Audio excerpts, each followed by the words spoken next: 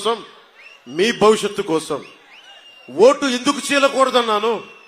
రాయలసీమ ఒకరి గుత్తాధిపత్యమా? రాయలసీమ ఒకరి గుత్తాధిపత్యమా? జగన్ గుత్తాధిపత్యమా? రాయలసీమ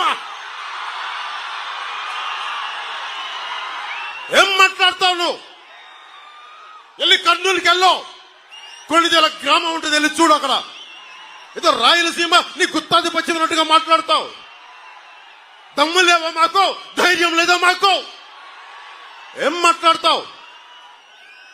40 మందిని మట్టలు చేసి బెదిరిస్తారా మీరు పెద్దిరెడ్డి గారు?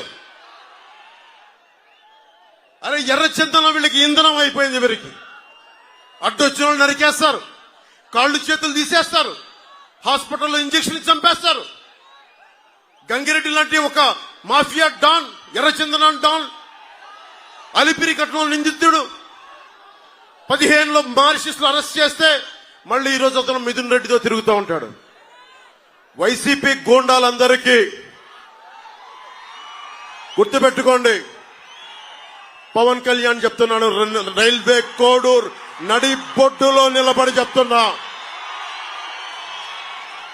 రైల్వే కోడూర్ నడి బొడ్డులో నిలబడి చెప్తున్నాను, ఒక్కొక్క వైసీపీ గూండాలకి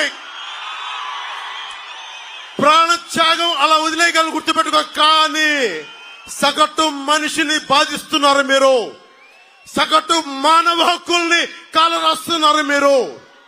మీ అంతు చూస్తాం, వీధుల్లోకి లాక్కొస్తాం, మర్చిపోకండి. ఇంతమంది యువతున్నారు, మీరు కలల ఖనిజాలతో చేసిన యువత. మీరే కనుక నిజంగా గుండెల లోతుల్లోంచి ధైర్యం తెచ్చుకుని రోడ్ల మీదకి వస్తే ఒక పెద్దిరెడ్డి, మిథున్ రెడ్డి, జగన్ రోడ్ల మీదకి రాగలరా? మీకు పిరికితనం వచ్చేసింది, మీలో ధైర్యం చచ్చిపోయింది. మీలో నేను వచ్చినప్పుడు రోడ్ల మీదకి రావడం కాదు, తప్పు జరిగినప్పుడు రోడ్ల మీదకి వచ్చి బయటికి రావాలి, నిలబడాలి.